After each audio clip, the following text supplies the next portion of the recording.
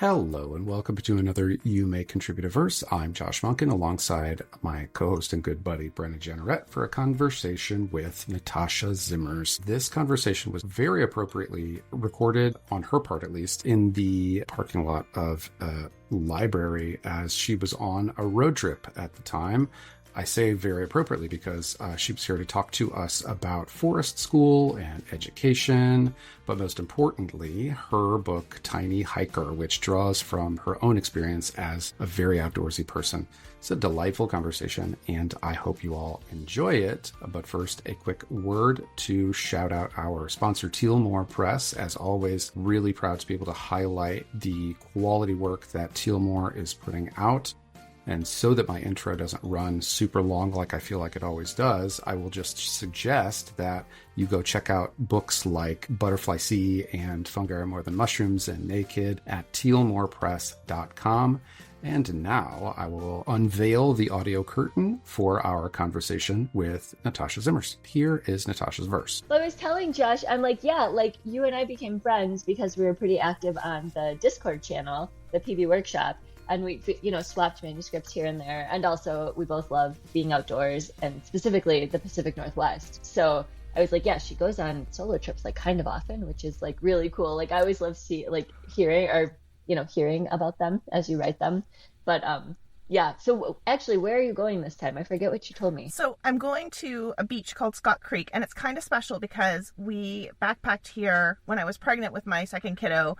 And I felt so sick for all of my pregnancy. And I was just like, I need to get outside. And so finally at 36 weeks, I felt better. And I'm like, we're going to the beach. So we put all our stuff together, and we weren't very good at backpacking. So we mostly had car camping stuff. So it was really heavy. And it's the Olympic Peninsula, so you have to use bear cans. So we've got these bear cans, and we totally overpacked. And our little guy is 5, and I've got baby in belly, and we get to the beach and it's packed. And I'm like, this is not the experience I wanted, because it was a super easy hike. So it was really busy. And so we're like, well, let's go to the next beach over. And it had ropes and it had ladders, and the day got later and later. And my husband had kind of thought through this a little bit. So he'd packed the climbing harness for the fight and some ropes. And so we like belayed him up a little bit on one of the sketchier sections. And anyway, we got into the site at like midnight, and then we had 2 lovely days at the beach, and it was glorious. It was totally worth it. But anyway, so that's where I'm going, but without all that chaos this time. I mean, amazing, but also it makes me think of Tiny Hiker. Is this the inspiration for the book? Because it sounds very similar, like sort of an easy hike in, lots of obstacles. Like you finally get there, you have a couple of days. It's like really nice. Like, yeah. Yeah, but your Tiny Hiker at the time was much tinier than the protagonist of your picture book. Well, I mean, my first kiddo was the Tiny Hiker then, and, the other one didn't even carry her own weight. She was super lazy. So, yeah, just free ride. Right. So yeah, the illustrator, Jamie, she's brilliant, and she used a bunch of my photos. So it's kind of an amalgam hike of this one, and then another one that the kids really love is a nice easy hike all the way in and has a similar gorgeous beach. So she kind of used elements of a couple of different trails for the illustrations. That is very cool, because right before you got on, I was telling Josh, I'm like, yeah, Natasha sent me the arc just to check it out, like to share it. And I was immediately blown away by the illustrations, like the color palette specifically. I feel like it caught so much of just like the vibrant light and the different shades you see when you're outside. Like it's so much different than being in a house or just being in a neighborhood or whatever. It came alive on the page, and I love that she used some of your pictures. I didn't put that, I didn't know that. So what was that process like? Like how did that happen? Did she ask you, or? So I asked my editor if I could send along an album, and she said sure. And so I sent along an album of just a collection of pictures, because it's so regionally specific. And if you're not in the region, you don't necessarily know exactly. And she's from the interior of the Kootenay area instead of from the coast. And so she's been to the coast, but doesn't have kind of the same amount of obsession over what the nature is exactly here. So it was really nice that she had that to work from, and that she was willing to work from that. How important was it? I mean, either when you wrote it or when you sold it or when it was being illustrated, that it be accurate in that way? It was important to me that it be accurate. I find that I wrote a lot of nonfiction before writing a lot of fiction, and you know how it's so disappointing when you find a book and it's exactly what you've been hoping for and looking for, and you get it and it's just not quite right. There's like just some assumptions or misconceptions, and it's even more disappointing than the book not existing. Sometimes you're like, no, you were so close. Right. So like there's a book we love and we're looking at it, and the art has the artist conchs, the shelf fungus, are facing the wrong way if the tree just fell. So if the tree just fell, they'd be vertical, like they'd be horizontal. And then once the tree has fallen, now they grow horizontal to the ground. So they always grow horizontal to the ground. And on the art, it sounds like the tree has just fallen, but the conchs are facing the wrong way. So anyway, like that's something that you have to be super nerdy to get. But if you know that, you're like, oh, now I have to point that out every time I read the books. Well, okay, so it's worth it to point out here, and I wanted to get to this anyways at some point, that you are like an outdoor education teacher on top of, writing nonfiction and being really into the outdoors. So this is something that you would catch, because I don't know if it's something that I would pick up on. I do spend a lot of time outside, but it's not like that kind of stuff. Like you're saying, yeah, you have to have a certain level of knowledge. So how did you? I guess I'm wondering about the intersection of like your personal experience and background with, the book that has come out. Like, what was that like, and how did it come from that? Well, let's see. So I wrote it in 2019. So then my little one was 3 at the time. Mm-hmm. And I queried with it at the time and was getting responses, but it's not the one that I got my first agent with. And yeah, it was one of those things that the backpacking stories, there's like one from like 90 something, The Lost Lake, and then there's one that's really great. I love it. It's because your mama loves you, and it's this darling story of the little kid asking mom to do everything for him, and mom's like, because I love you, I'm going to help you, but I'm not going to do it for you. It's really sweet, but it's at least 10 years old, and I was like, can we have, like, gear has changed and stuff like that, and I'm like, can we have some representation of what backpacking looks like? But then also like that perseverance and how hard it is to get kids outside. It's so much work, and it cannot feel very rewarding a lot of the time. So, it's just a story to help people get through those hard moments and see that it's going to be fun and it's going to be worthwhile. And how do you frame that for a kid who hasn't ever been hiking before? You're going to go hiking. What is that like? So it's kind of what I wanted to write. I'm very endeared to how you talked about or made a point of mentioning the fact that equipment has changed. Like I like to be outdoors, but like I don't know the first thing about which way anything grows after or before a tree falling, and I would not know the difference or even how to represent, but beside like a generic backpack, proper backpacking equipment. So yeah, I mean it's speaking to me how much you care about these principles, like the non-fictional aspects of what is essentially a fictional story, in representing your passion and presuming that other backpacky campy people who will consume this book will want to see things represented accurately. Like that's clearly important to you, right? Yeah, and it's nice because as I go into the marketing phase, there's kind of some niches that you can talk to of like, hey, this book is perfect for you. And I was just listening to a marketing webinar, and they were talking a lot, but it felt like a lot of the things authors market to are other authors as opposed to sort of who is your actual audience.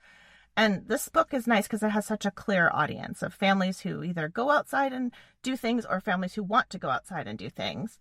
And so I wanted it to be really accessible to them. But also, I don't know if you follow adventure people, but if you're doing the Pacific Crest Trail with your 7 kids, that's amazing and awesome.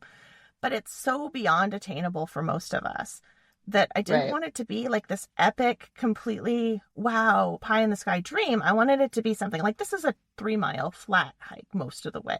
It is not a super hard hike, and most kids could do it.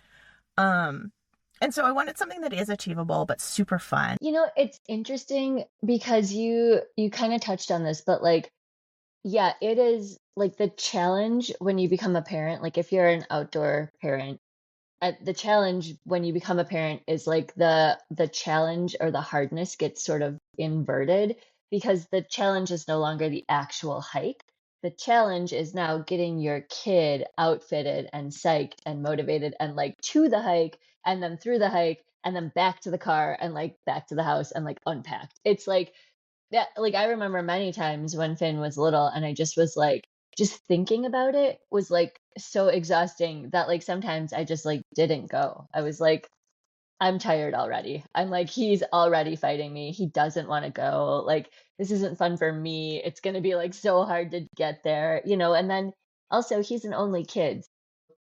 A lot of times, if there wasn't like a friend coming or like some sort of carrot I could like hold, you know, as motivation to get him there, it was even harder. So like most of the like excitement had to come from me. And it was like some days I just didn't have it. So I appreciate that you are like, yeah, like this is, you know, there are challenges, but the hike itself is like doable. It's like flat, it's like an easy, you know, whatever. It's just, yeah. Point of order for people who listen to the podcast regularly. I cannot imagine, or at least have a hard time imagining, excitement not coming from you, Brenna. In the Right, throes I mean, of parenting a toddler, fair. though, I guess it's a different story. Well, that shines a light on how stubborn my kid can actually Yeah, be, which for sure. is pretty stubborn. Um, but yeah, no, I love that because it's totally doable, like you're saying, and I love that there's like, yeah, this book out there that is now like representative of that. I want to circle back though about the marketing and sort of like who you're gonna, you know, who you want to talk to in like these niche groups, because specifically, like, will you partner or like, you know, do anything with the book like through your school? Because that feels like a really great like, you know, combination or like crossover. Well, I'll share it with my students and their families, of course. And then my older students, my middle school and high school kids run an Earth Day festival.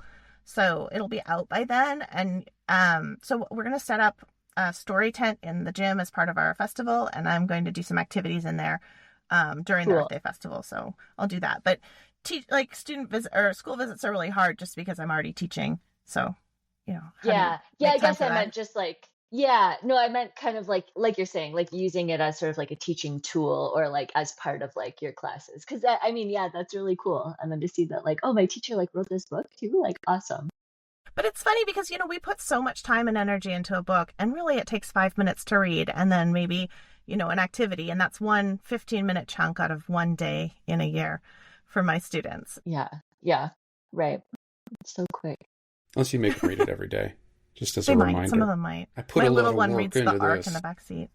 Yeah, nice. Sweet. That is cute. It's really cute. Can you level set more your credentials and what you do as an outdoor instructor for people who have not looked you up before listening to the episode? Like, what does that mean? We know some of that from like Brenna, what you've done with Finn in the past, but what does that mean for you to be an outdoor teacher? Sure, yeah. So I started in traditional school, just teaching elementary school, and it was really fun, but I found that I wanted to get the kids outside more, just because it's a big, important part of my life, obviously. And I also started noticing that there were students that no matter how great the teacher was, it was just hard to be in a traditional classroom all day. That was a really big ask for those kids. And I knew they were going to turn into amazing adults, but how do we make childhood less no and more yes and see them for who they are? So I started researching what are some other educational options that might be interesting. And so I found the forest school movement it's a lot in the UK and in Europe, but also British Columbia has a pretty solid one. And since I'm from BC, I went and signed up for the first class I could find to learn more about it. And I wrote a proposal for my school district. I'm like, can we do this? And they ignored me completely. And so I found a private school that was willing to do it with me. And so it's a little cooperative school, and I did forest kindergarten, and we were right across the street from the zoo. So we had zoo passes from the kids' parents. We were able to use them. And so Monday mornings we went and we did forest school in the zoo. And then there was this big park, and we did forest school in the park for those 2 years. And it was super amazing because not only was it a lot of yeses for those busy little kids that just, you know, can't stop moving, or they're always really loud, or they're always throwing things, and that's really hard in a kindergarten classroom. Well, there's a yes for that in the forest. You can throw things over here. You can scream over here. And there's also a yes for the people who want to build little fairy houses and want to do things in a different way that is calm and peaceful in the same space with the same safety. And so that was really powerful. And it was really surprising that some of those kids that would be successful in a traditional environment actually blossomed so much. in a way maybe their parents didn't expect. So I thought that was really cool. And then I took a year off with my second kiddo and homeschooled my oldest because sending them to kindergarten when the baby arrived seemed mean. So we had a glorious year of hiking almost every day just to get out, and got through the baby screaming in the car phase. That was horrible. But, and you know, like one of those things, right? If I'd had only one, I wouldn't have gone because the screaming was too bad. But my oldest needed to move. And so we put the little one in the car and we dealt with it. We just did short drives for a lot. Roads or trailside diaper changes under an umbrella. That was pretty epic. So Amazing. did that. Amazing. And then I had some connections with this other school that's run through a public school, but is a support for homeschooled kids. And so we were using a parent partnership at the time. And I went and interviewed, and they're like, come on, you should come teach with us. And so they actually had a position. They run a survey every year of classes people want. Next year, or this year, there's going to be a class on forts. So I brought Katie's book to just give to the teacher who's teaching that. I was going to say, oh yeah, you got Easter book. Oh, so cool. Yeah. First day of class, she's going to read it. But anyway, so they had a class on outdoor survival that had gone through the survey, and they had like 6 sections of outdoor survival. And they're like, you want to teach it? And I'm like, sure. So they wrote the job description, and I applied, and of course got hired. And I picked up a couple other classes as well. And so that was interesting, learning how to teach outdoor survival on a bare playfield in the Pacific Northwest rain for 50 minutes at a time to kindergartners through 5th graders. But anyway, it was fun. We learned a lot. As I got to put stuff on the survey the next year. So I put Forest School back on the survey. And so now I have a family forest school that runs K-5, and the kids bring their own grown-ups, and we meet in the park and go to other places and hike and explore, and it's super fun. And then the rest of the week I have 6 through... Sorry, it just makes me think BYOGU, bring your own grown-up. You know, every kid can bring their own grown-up. Like, okay, like you can come, but you have to bring somebody big. Like, who do you got? Right? But sometimes we get grandparents, and sometimes we get aunts and uncles, and like it's super fun. And like if you have a kid who gets emotionally dysregulated really easily, if they brought their own grown-up, they can step away. They can go take a break. They can not participate in the activity without disrupting the group. So it's amazing. It helps so much for the teacher too, because then it's like, okay, great. We've got all, like, you sort of have this like emotional support, like this sort of like one-on-one ratio, but with the help of the teacher. So it's like, yeah, we're going to do this structured thing, but also like, just know you have the option. Like you can like opt out if you need to, you can circle back around. Like, yeah, I love all that. Sorry, I didn't mean to interrupt you. I was like, that's awesome. I love that setup. Yeah. It's my spiel. So then we have 6th through 10th graders as well. I co-teach with my friend. So we do both programs together. And so they do an environmental studies program. It runs Monday, Tuesday, Thursday, and we have a bus on Tuesdays. So we're out and about without so many grown-ups that time, doing field science on Tuesdays. And they do everything but math with us mostly. And then they either homeschool or take math through our school in another program. And we go camping with them, and it's really fun. That's amazing. Yeah. And I mean, I think you've pieced together part of this. At least and I presume other people that will listen to our conversation have a very traditional, like, whatever, 8:30 to 3:30 school experience 5 days a week. I am curious about how this works, balancing the classroom time with some of the kids going and participating in these extra programs on certain days, but not all. Yeah, so our program it's public school, but it's specifically a parent partnership. So they're not supposed to be at school all the time. So for the younger kids, they mostly come 2 or 3 days a week, and they take classes, either interest-based or things that their parents are struggling to teach them. Lots of writing classes, because sometimes kids don't want to write for their parents. So, or your parents like, I'm struggling with math, so I'm going to sign you up for a math class. But they take woodworking and Minecraft and robotics and dance, and we have ice skating this year, fishing. We have all sorts of classes. It's pretty much, if you can imagine it, then we can offer it. And then whatever they're not being taught through us, they're being taught by their grown-ups. And then we also assign home learning as well. So it's kind of this, you look at your kid as a homeschooler, and you say, well, what do they need to learn this year, and how am I going to get there? And then you can piece it together however works for you. I love that, because I've talked about this on the podcast, but we came from a homeschooling background, and we had been doing this amazing forest school in Wisconsin before we left. Finn did that for 2 or 3 years. It was 3 days a week, and essentially it was like just like free play. It was like they had some land, and she would teach them about like fire safety and how to make fire, and like what is like how to interact with the water in a safe way, and like then there was arts and crafts, and but you could go and like battle in a mud puddle or like find a cool stick or whatever. So it was a lot of that. And I like what you said about like even if your kid thrives in like a regular school setting, which we have since pivoted, and now he does go to public school, but he does really well with that structure. Like he is thriving in all of these areas, but he also really like came alive in the forest school setting. Had we had a program like what you are doing offered in this area, we probably would have like continued with that. But I couldn't find like a good alternative once we moved. Like there was one, but it was 1 day a week was like more than we were paying for 3 days a week in Wisconsin, and we just couldn't like we couldn't like get to that place. We're just like that's a lot of money. It just wasn't working.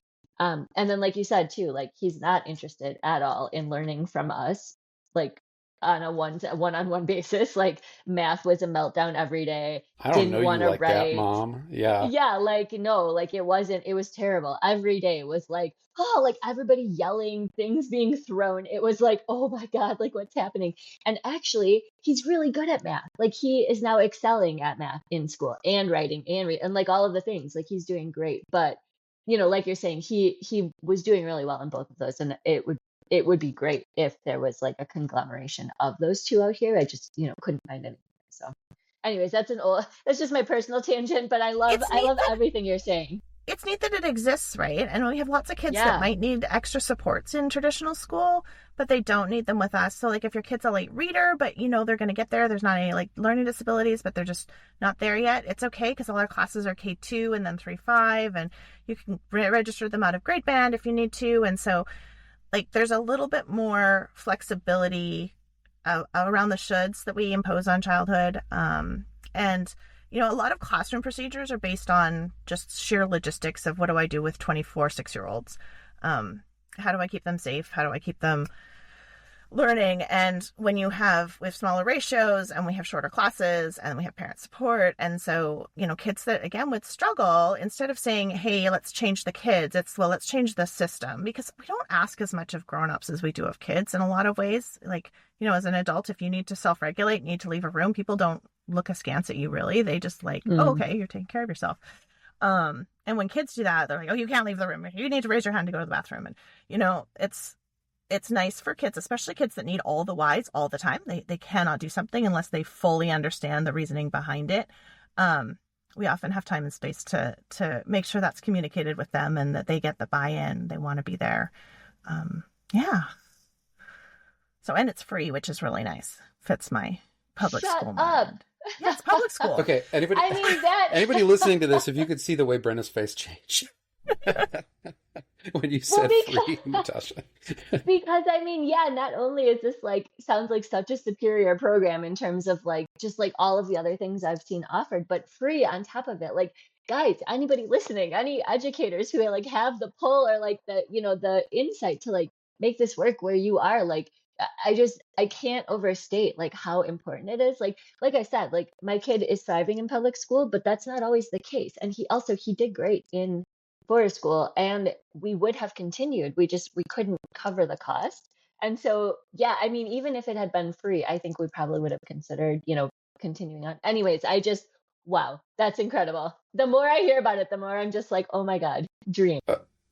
Flexibility in the American public school system is not particularly high, and it strikes me as a really fortunate system for you to be in, where you are supported in the pursuit of these sorts of like proposals and these flexible approaches to education in ways that most people in America are not. We've got free public school, but it's free public school a certain way that is decided by the school board.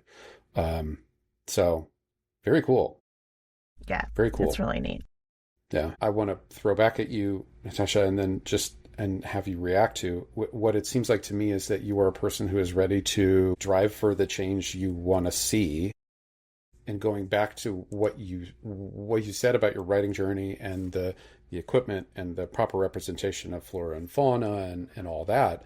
I mean, can you paint a picture of how you came to start the writing journey? Where was the tipping point for you when you went like, all right, enough's enough. Like, I need to do something different that meets my specific needs in the same way that you did, like with your approach to schooling and teaching? So, I've always loved writing, and I am one of those people that doesn't see images in my head. And so I've always enjoyed making images with words.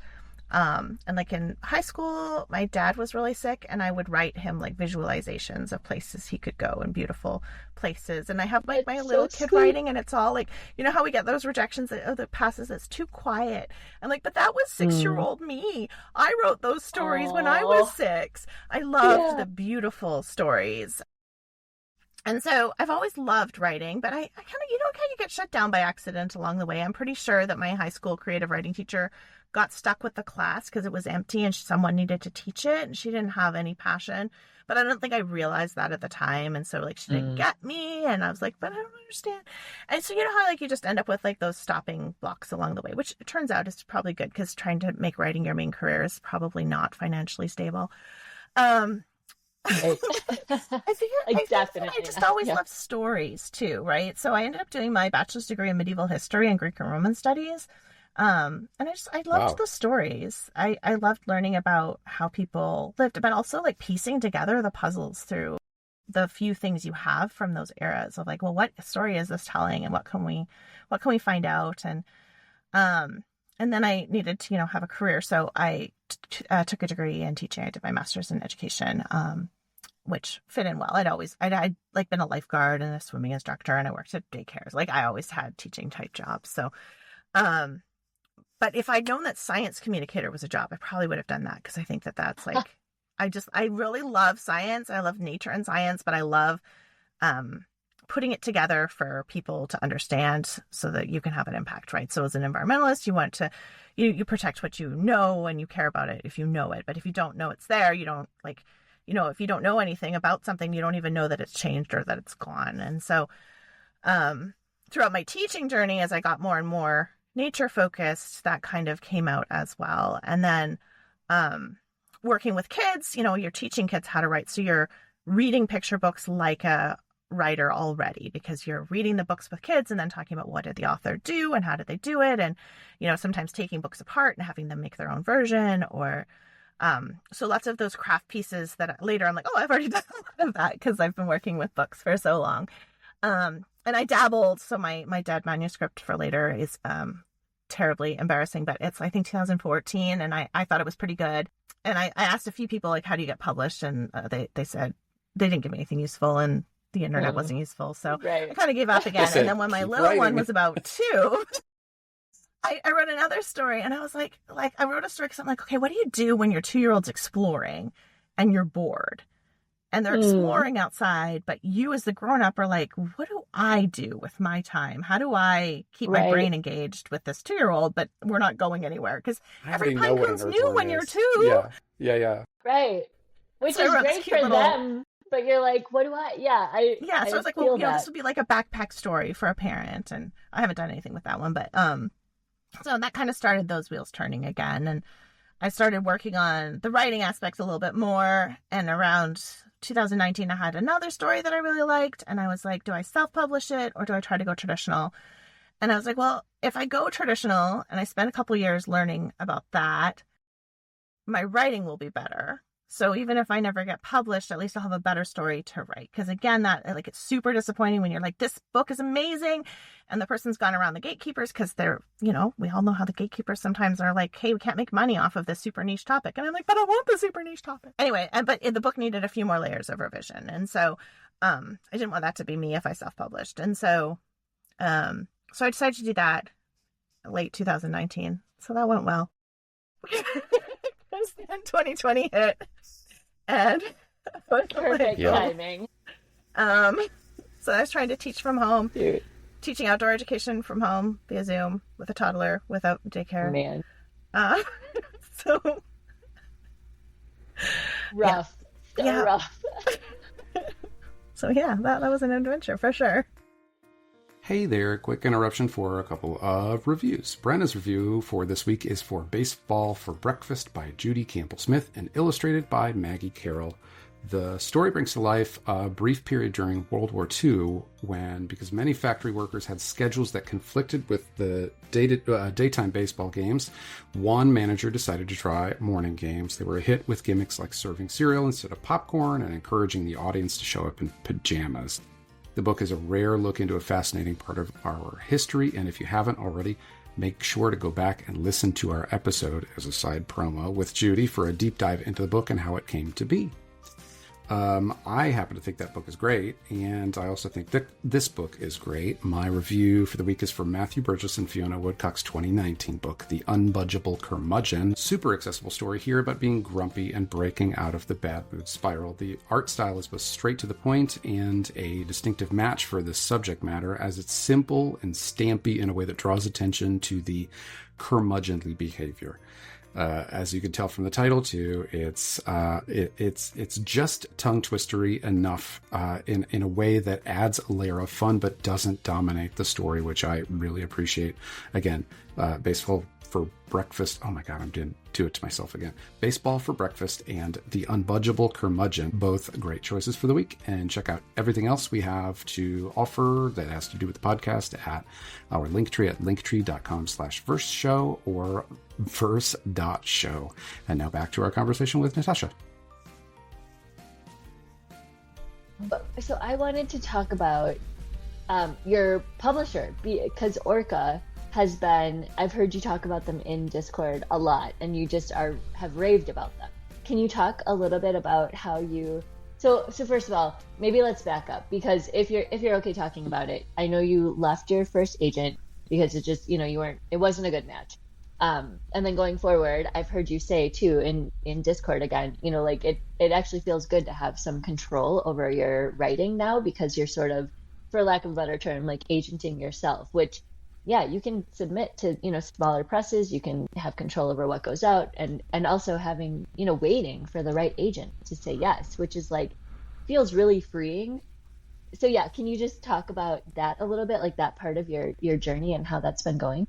Sure, yeah. Well, my first agent was amazing, and I will always be grateful for her for being such a great cheerleader. She really helped me get through some, we had so many close calls, it was ridiculous. And people ghosting, after interest, and just more than once. And it wasn't anything she was doing. It was just that it wasn't, the editors weren't following through. And it's interesting because when I talk to other editors on Discord, they're horrified, or not Discord, on Inked Voices, they're horrified to hear that editors are ghosting. But then it makes me think that maybe there's stuff going on behind the scenes in the editors, and so that there's reasons.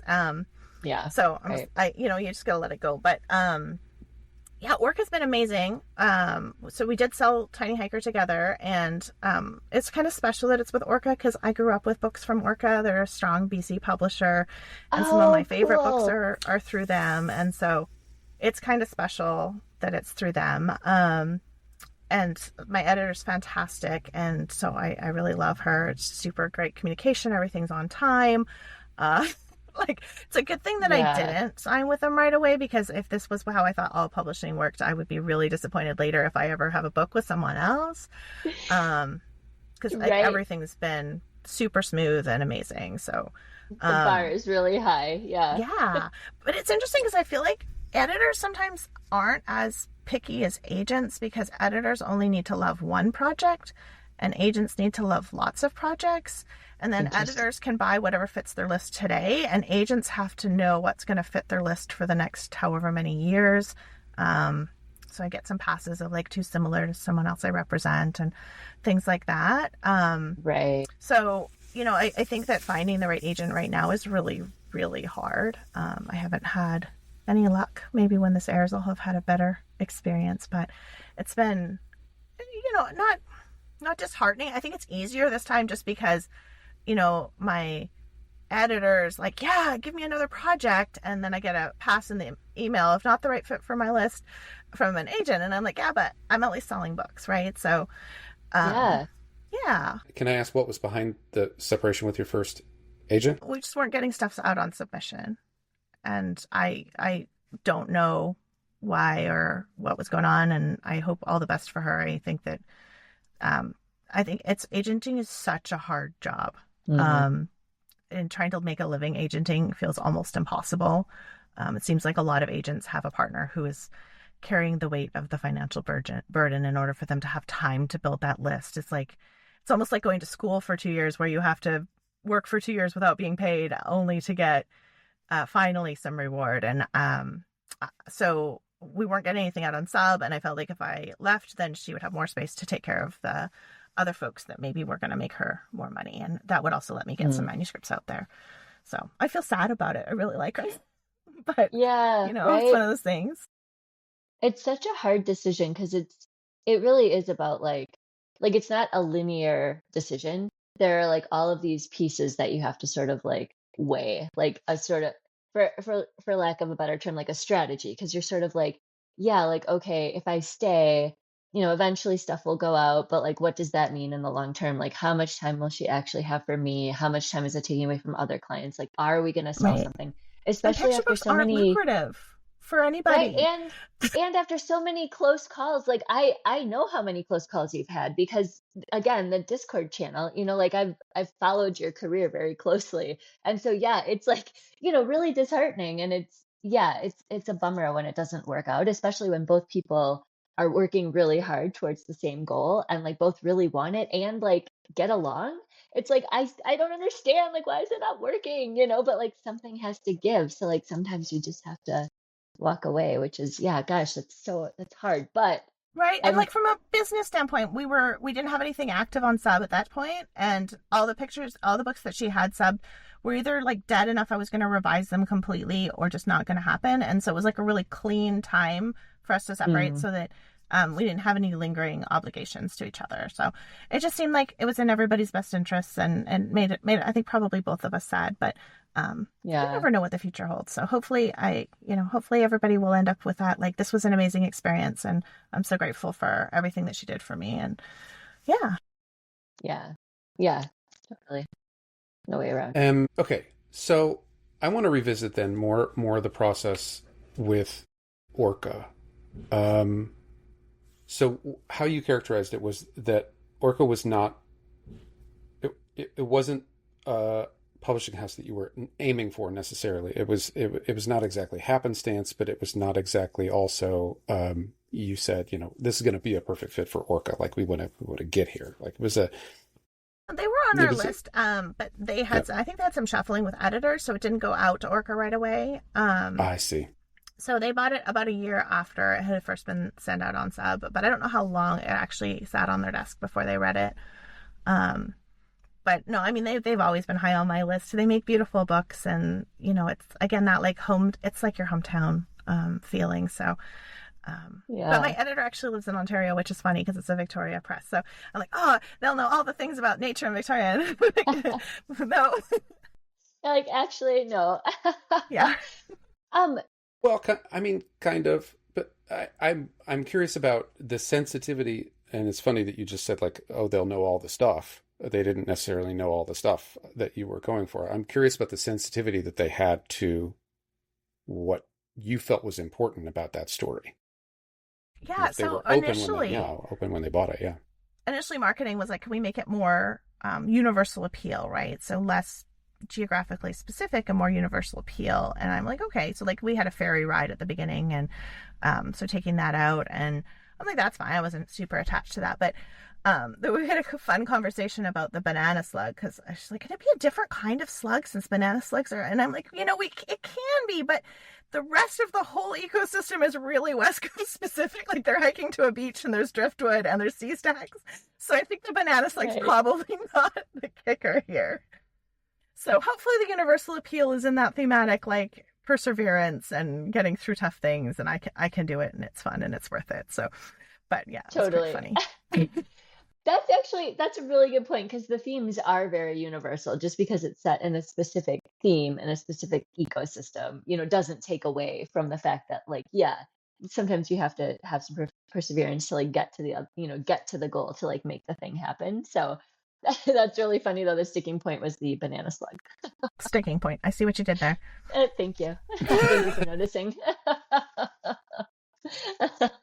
Can you talk about your other book with Orca? Because that's very cool that now you've sort of found this editor and this press that like really sort of gets you, because it's like, I feel like that's the magic key, like you see all these really successful authors that are like, oh yeah, my editor, blah, blah, blah. Like it's like they've taken out of the vernacular, like my agent, because the agent is sort of like a given, but now they've found like, a direct path to publishing. And it's just like, yeah, me and my editor talked about like some ideas. And I'm like, you did? That sounds amazing. Kind of a dream, huh? So I've been able to send her pitches.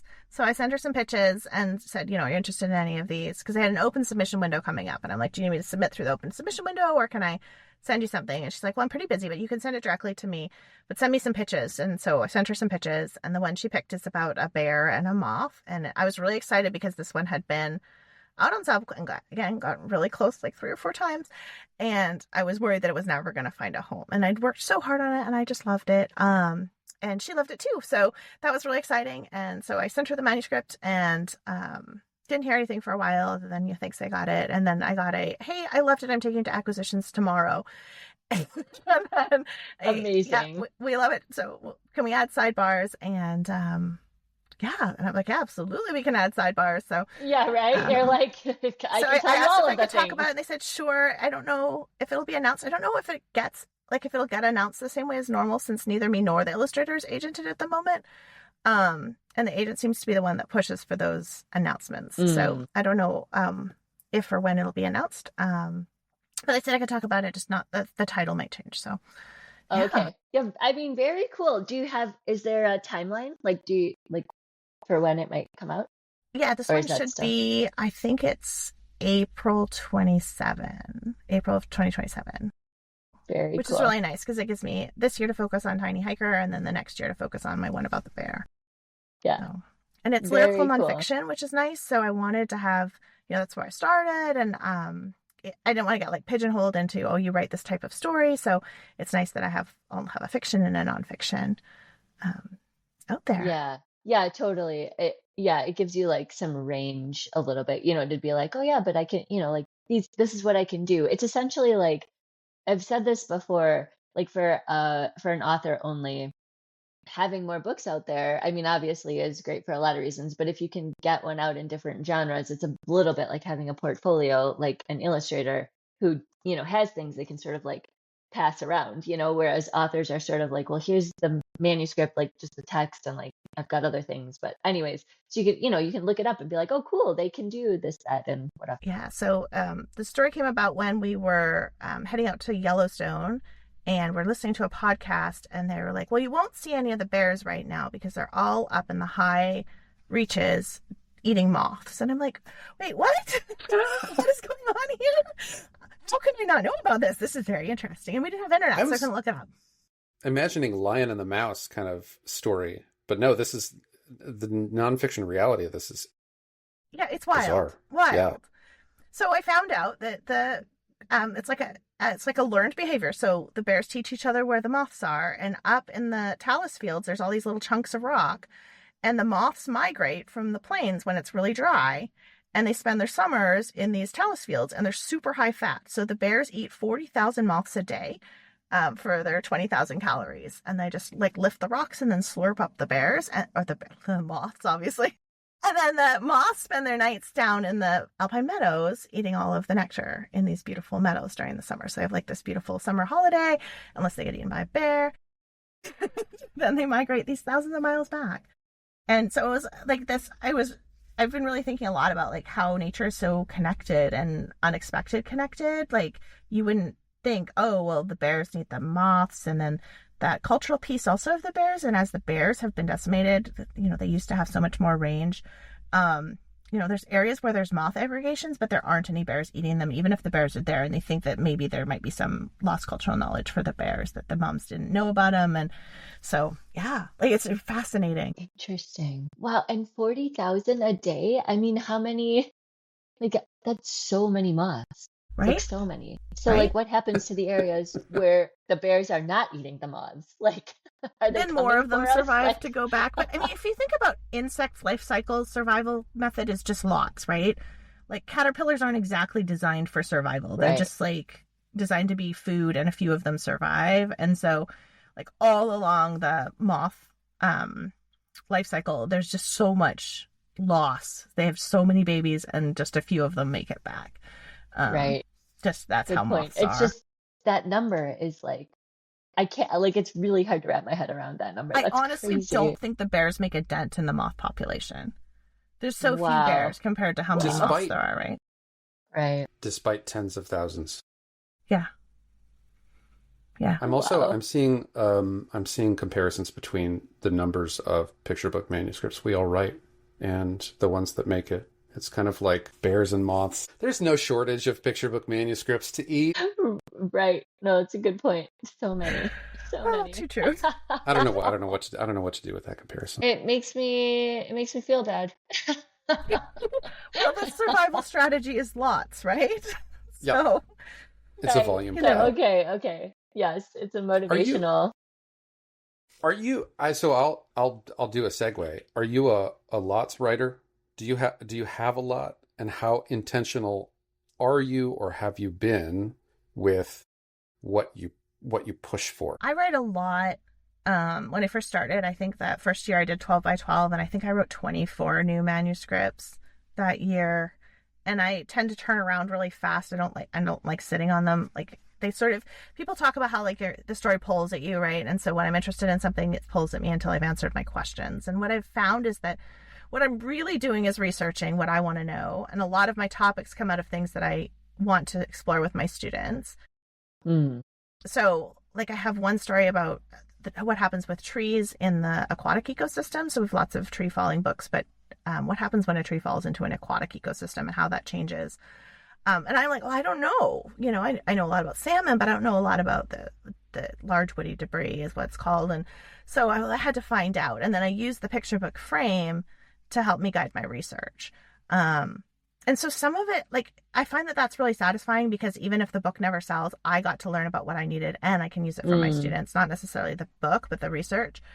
So, and almost all, even my fiction stuff has some layer of nonfiction in it just because that's how I roll. So yeah, I write a lot of manuscripts. I revise them freely and enthusiastically, new voices, especially the nonfiction, right? If I have nonfiction that's not working as lyrical, or it's not, I love it, but it's not getting picked up, can I rewrite it as something funny or tell the story in a different way? So the research is already done now. It's a little easier. A fascinating approach. And the degree to which you're consistent with doing it this way, I don't know, but I really like the idea of, in the sense that we talk about a lot, no work is lost, but sometimes, stuff, you just have to shelve it because it's not working. It sounds like the shelving for you is, hey, this is some cool thing about the world that now I get to know. I'm exploring it. I'm learning it. If it works out as a book, great. But if not, I get some experience points. Yeah. And, there's fun things, like I have a fun little story about mud, and it's all the different kinds of mud. And if I get a really muddy day at forest school, I can print it out on paper and I can hand it to the kids and they can illustrate it, and that's cool.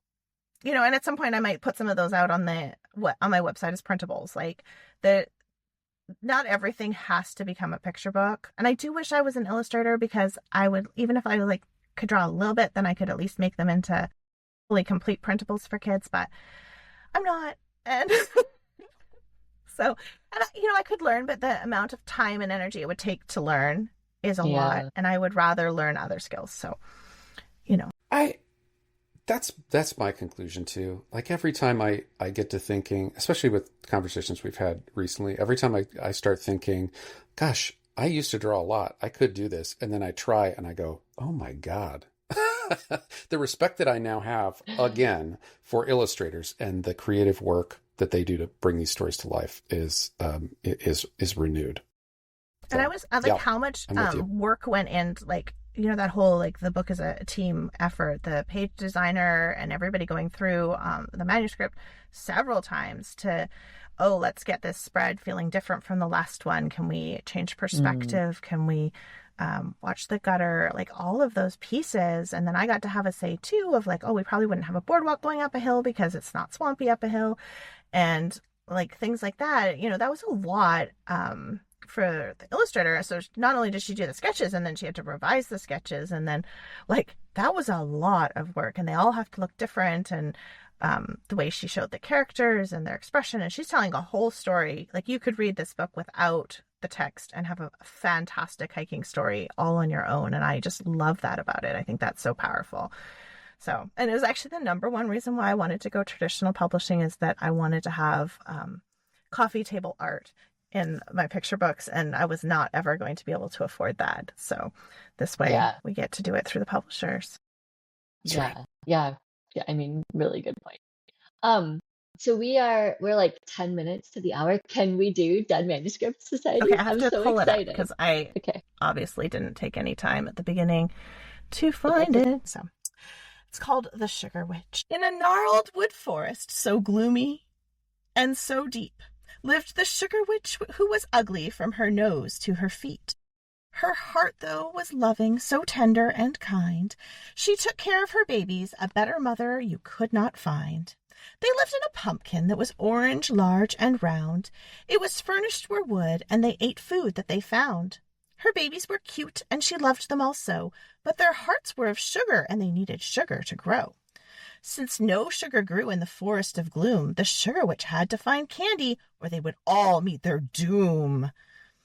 At the end of October, through the sky so dark, the Sugar Witch flew to the city to look for a special mark.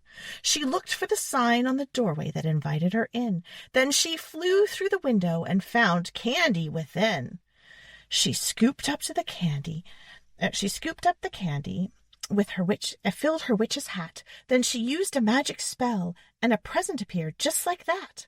Onward she flew in the crisp, inky night, trading gifts for sweet candy for her baby's delight. As the sun slowly crept up, bringing dawn's warming, she flew back to her forest to arrive with the light of morning. The sugar babies rejoiced at the candy so sweet, although having their mother back was really the treat. In homes in the city, the children got up to see. They found gifts instead of treats. They squealed with glee. Far away in the forest, the sugar babies were dandy. They will live happily in their pumpkin until it's time for more candy. It's because we steal the kids' candy and leave them a present so that we don't have to fight about candy for the next 6 months. It's like Halloween Santa. It is like Halloween Santa. Yes. Yes.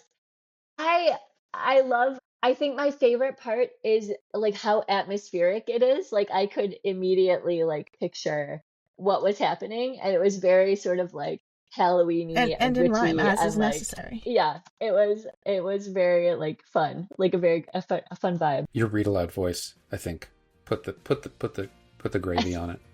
It is necessary, especially if it's your first picture book manuscript, which, I mean, it has to be in rhyme. So, well done. And welcome to the club. Welcome to the Dead Manuscript Society. Thank you for sharing. I appreciate her perseverance with the internet. It is very on brand for your Tiny Hiker manuscript and, coming on to chat with us. So thank you. Before we lose you again, thank you so much for coming on and, like, making this work, because it's been so Thanks nice. for having me. Yeah, of course.